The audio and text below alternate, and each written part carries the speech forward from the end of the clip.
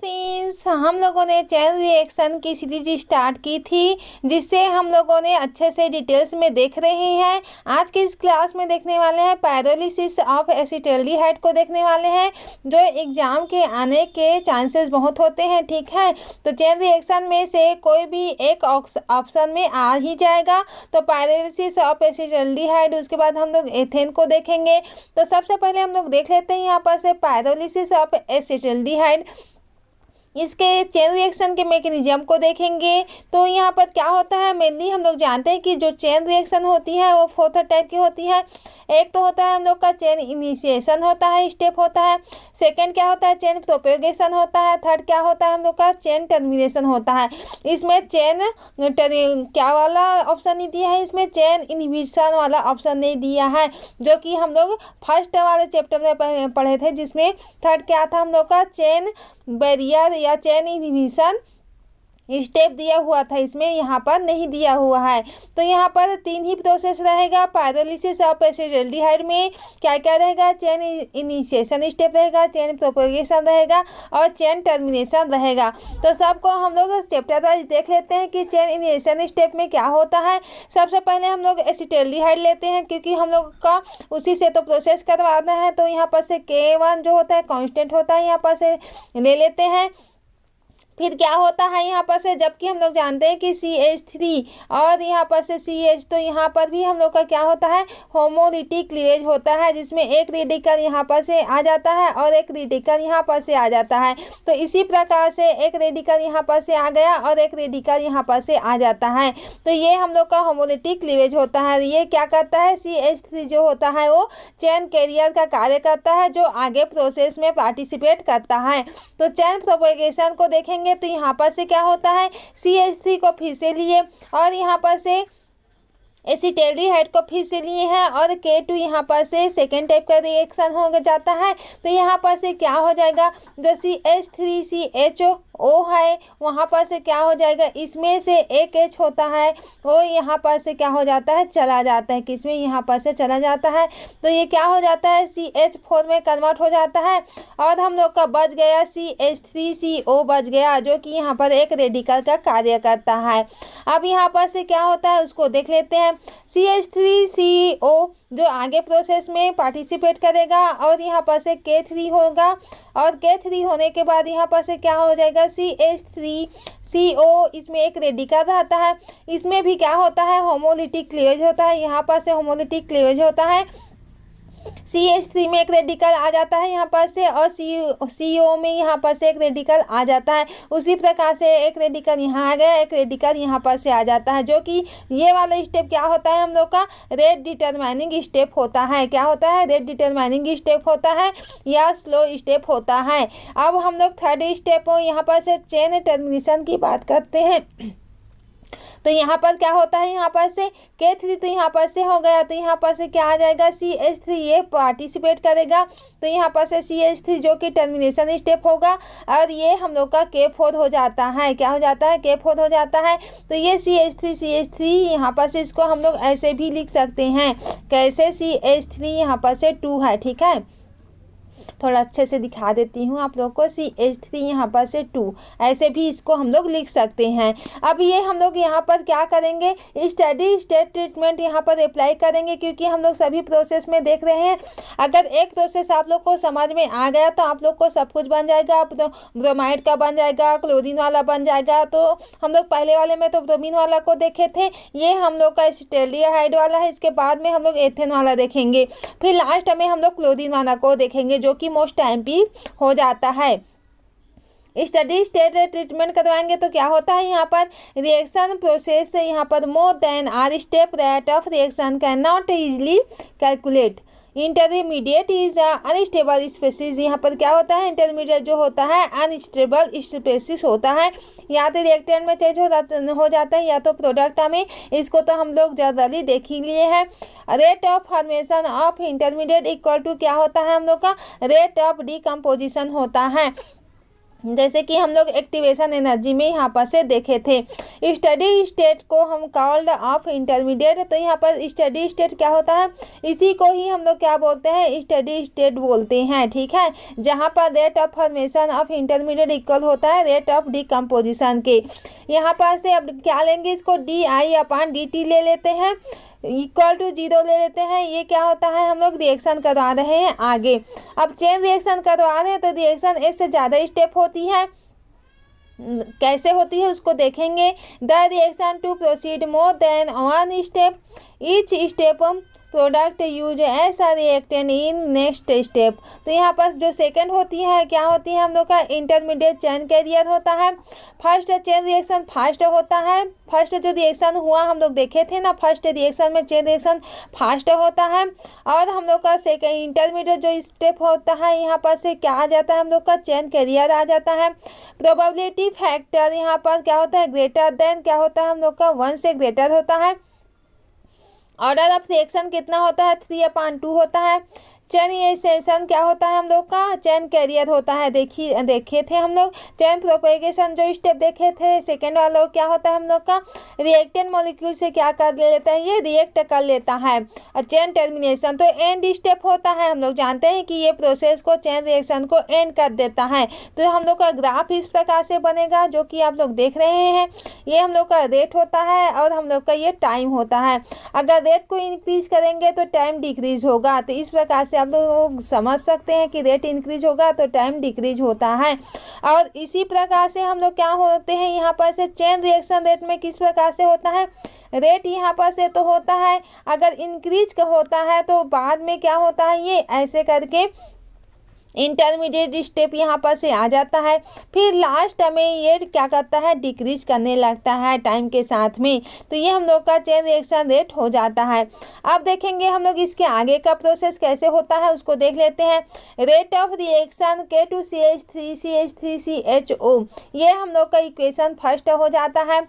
Apply steady state treatment on CH3, अब CH3 को हम लोग आगे प्रोसेस करवाए थे और इसी में हम लोग स्टडी स्टेट को क्या करेंगे, अप्लाई करेंगे। तो यहाँ पर क्या आ जाएगा, हम लोग का dCH3/dt इक्वल टू 0 आ जाएगा, इक्वल टू हम लोग का क्या आ जाएगा, यहाँ पर K1 कि कैसे ले रहे हैं, ये सबको कैसे ले रहे हैं उसको हम लोग देखेंगे। जैसे कि यहाँ पर है ना, हम लोग का कैसे लेंगे, K1 यहाँ पर ऐसे लिखेंगे K1, और ये हम लोग का CH3 आ जाएगा, उसको ले लेते हैं CH3, और इस प्रकार से CHO ऐसे लेना है। ठीक है, प्लस हम लोग का K2 आ जाएगा, फिर हम लोग का यही लेना है CH3, और यहाँ पर से जो है CH3CHO।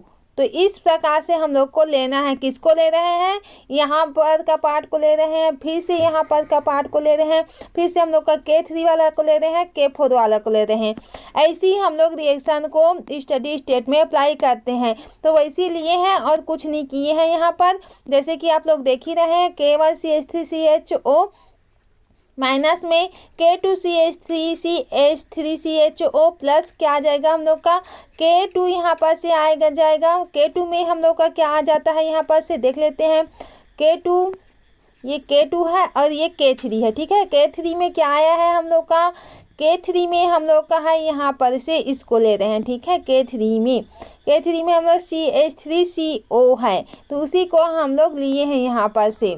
ठीक है, क्या है, हम लोग का CH3 है, ये हम लोग का यहाँ पर से CH3CO है, माइनस K4CH3 का स्क्वायर। जैसे कि हम लोग बोले थे कि हम लोग CH3 प्लस CH3 ऐसा रहेगा, तो हम लोग इसको CH3 का स्क्वायर भी यहाँ पर से ले सकते हैं इसको।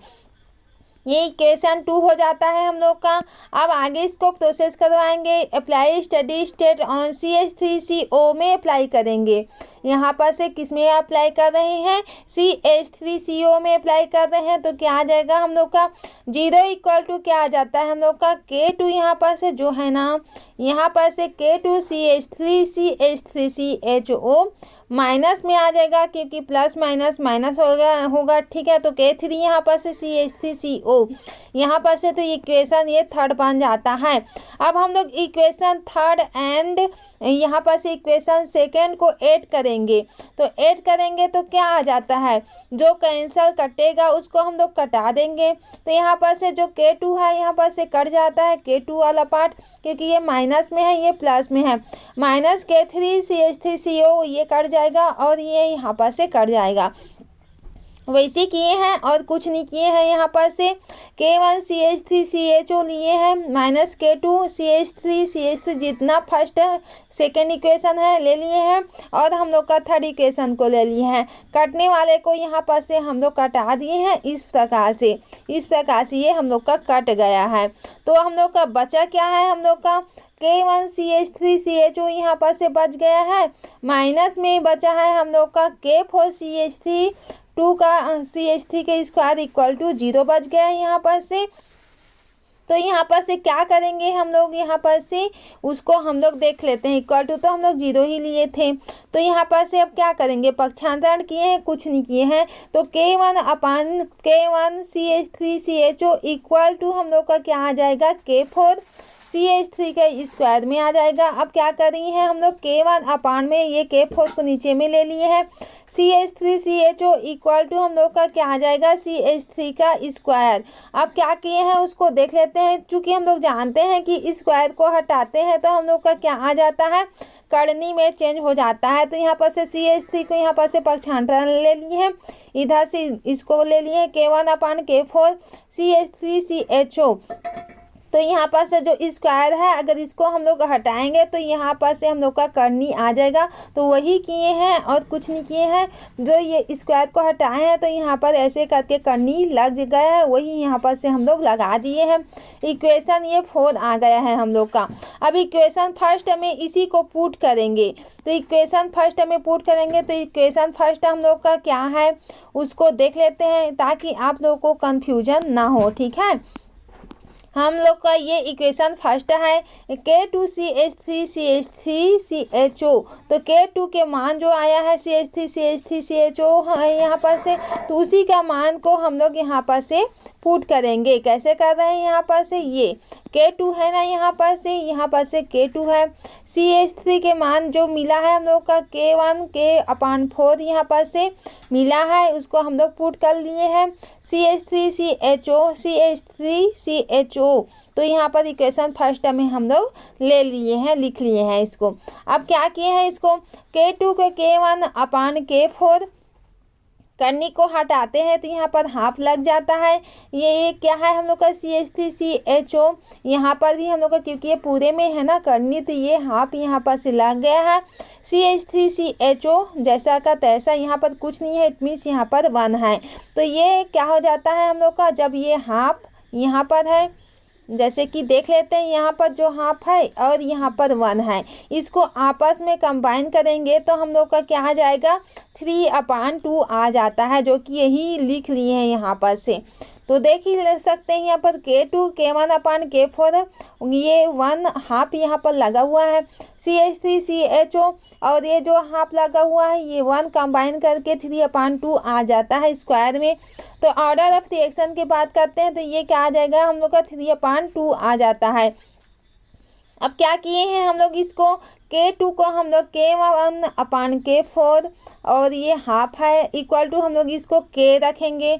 तो K रखेंगे ये क्या हो जाता है हम लोग का, जो इतना है हम लोग का, या यहाँ पर हम लोग इसकी जगह में 3/2 रखे हैं ना, तो ये रेट हम लोग का हो जाता है KCH3CHO स्क्वायर में ये है घात में 3/2 आ जाएगा, रेट ऑफ रिएक्शन आ जाता है। आई होप इतना आप लोग को अच्छे से समझ में आ गया होगा फ्रेंड्स। हम लोगों ने पायरोलिसिस ऑफ एसिटाल्डिहाइड को डिटेल्स में अच्छे से समझ लिया है। आई होप आप लोग को अच्छे से समझ में आ गया होगा। इसके आने वाले लेक्चर में हम लोग डिकम्पोजिशन ऑफ एथेन को डिटेल्स में देखने वाले हैं। अगर चैनल में न्यू है तो सब्सक्राइब कर दें, अपने फ्रेंड्स के साथ शेयर जरूर से करें ताकि उन लोगों को भी आप लोगों की तरह बेनिफिशियल वीडियो नोट्स प्रोवाइड हो सके। और कमेंट सेक्शन में ज़रूर से बताएं कि कहाँ पर कंफ्यूजन है, क्या है, ताकि आप लोग का डाउट जो है क्लियर हो जाए। और टेलीग्राम चैनल में ज्वाइन जरूर से करें ताकि आप लोग को वहाँ पर से नोट्स प्रोवाइड हो जाए। तो आज का क्लास यहीं से एंड करते हैं। Thank you.